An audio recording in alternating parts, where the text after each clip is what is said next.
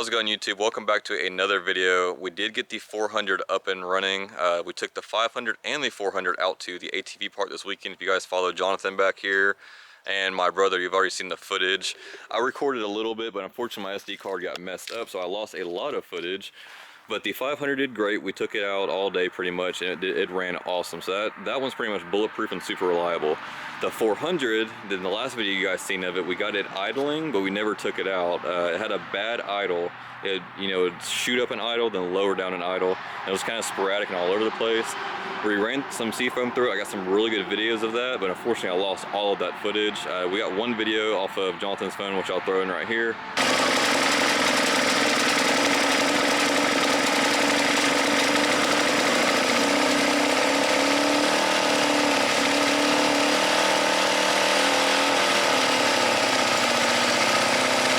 But we took the 400 also out to the ATV park, and it was doing great all morning long. Then we stopped for lunch and sat for about an hour to cool down. Then we went back out, and for some reason it would not hold any fuel pressure. Obviously there's not a fuel pump on here. It's just kind of gravity fed, but the filter kept running out of fuel. If you guys remember, this is actually a bigger fuel filter that's supposed to be on here. I have another one on the way, which should be here in a couple of days, so we're hoping that solves the issue. But just kind of weird that it was running great all morning long, and then we went to lunch, came back, and now it's just not wanting to hold any fuel in it. So some kind of weird vacuum thing. We kept just taking the cap off of the gas tank and blowing into it and pushing fuel back down into the carb. But we're gonna go ahead and take it off the trailer now, kind of run around, show you guys what we were talking about. But it is running and driving. Besides the fuel issue, it actually was doing really well. The four-wheel drive, I have not actually put it into anything deep, but I did lock it in and it seemed like it locks in, so that's good. Besides that, it seems like a really solid four-wheeler.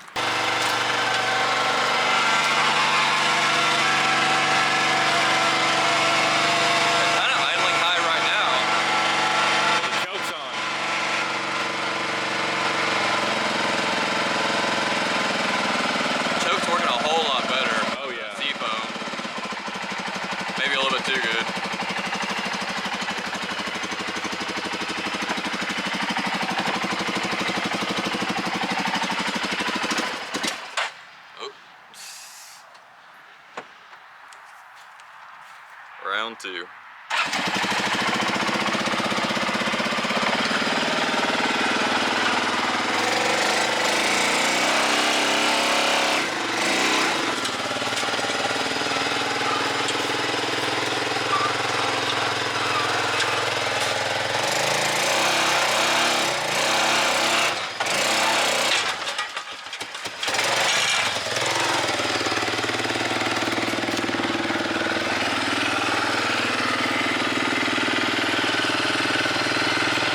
Alright, we got the 400 off the trailer. I forgot to mention we do have new wheels and tires for the back of the Honda. They're a little bit thick on the back, but the tires rubbing on the exhaust, so we don't want them to blow up on Jonathan. So we got a new set of wheels and tires. We're gonna go ahead and slap those on real quick, and then we're gonna take both of them out for a little ride and see if I can't show you guys that fuel filter with it just losing gas pressure.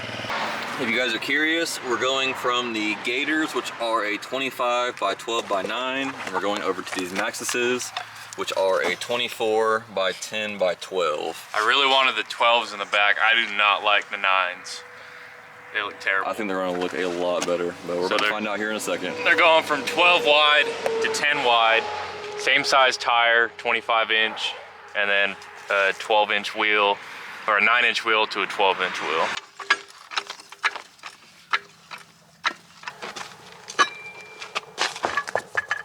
With the knobs, they're about the same size. Good deal.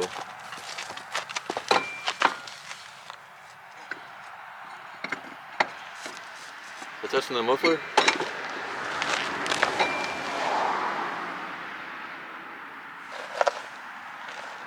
Do they go the other way? No, they go this way.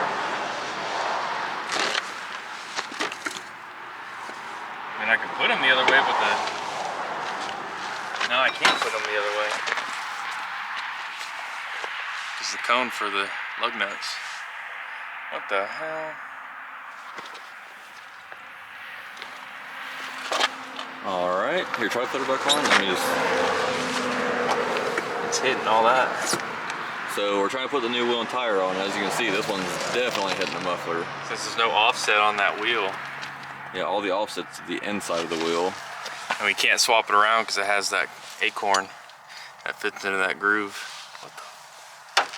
So, okay, might be having to go to plan B. All right, plan B, we're gonna try to put this front tire on the rear for the time being. It's a 8 wide compared to a 10 wide, and yeah, it's hitting 2. So yeah, I guess we're gonna have to go to plan C, which is either buying some spacers to put on the rear, cutting off the muffler completely, or I guess we'll have to throw on the gator back on the rear for the time being until we figure out another set of wheels and tires for the Honda. We have the gator rear tires back on the Honda. We're gonna go ahead and take it out and the 400 and show you guys what's going on with the fuel filter and try to figure out why it's losing fuel pressure.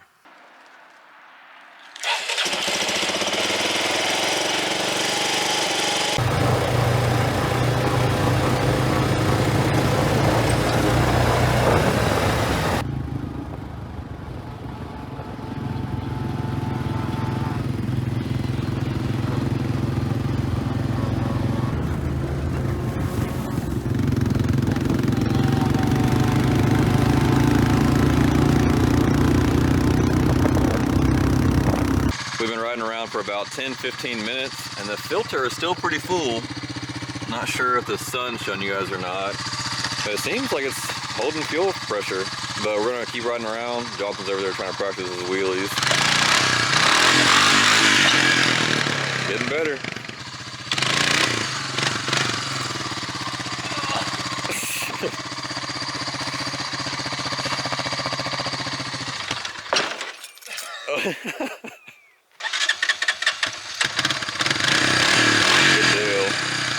Well, we're gonna go ahead and keep riding around and see if we can keep some fuel. Hopefully we can.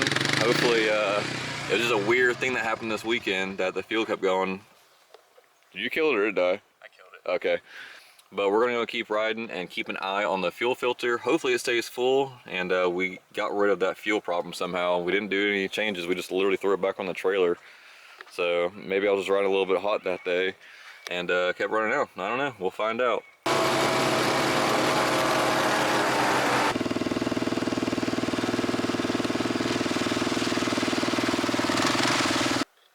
Got Jonathan over there just laid back on the Honda 300. Just went ahead and took another pit stop on the Artic Cat 400 over here. We've been riding around now for about 30-40 minutes and the fuel filter, you know, staying full of fuel now. Of course, when I was recording it, lost all the footage and now the Artic Cat's making me a liar. But yeah, it's staying full of fuel. Before, we would run it and about 5 minutes later, the fuel filter would be drained and it would just cut off under load. When we were going up hills at the ATV park, it was just kind of bogging down. So yeah, I just kept running out of fuel. Luckily, we brought the 500 with us. We just rode the 500 for the rest of the day. I wish I would have showed you guys fixing it up and getting the first ride on it, but like I said, unfortunately, I lost all of that footage. So now here we are, just kind of fast forward. But all we did different was just ran the seafoam through, and it seemed to fix the idling issue, so that's good. Seems that the fuel issue is somehow fixed now, so I don't know if the seafoam also fixed that magically. But it seems to be running fine now, so I don't know what's going on with that. Just glad it is fixed. So we can go ahead and now put the smaller fuel filter on when it comes in, because I thought maybe that was the problem. Since that filter was so big, I was just having a hard time filling it up and then also going to the carb as well. I'm not entirely too sure, but I'm getting an actual smaller filter to put on it that's supposed to be on here in the first place. But yeah, going to go ahead and end the video out here, guys. Sorry for the short one after a week of not uploading, but yeah, the Artic Cat 400 is running great. Super excited for it. You guys will definitely see it in more videos. If you guys haven't yet, go and check out Jonathan's video and my brother Paradox's video. You'll see the Honda, or you'll see the 400 in the background, a couple clips of those, so you can kind of see it running and driving. But yeah, guys, as always, appreciate you guys watching, and we will see you in the next one. Thanks.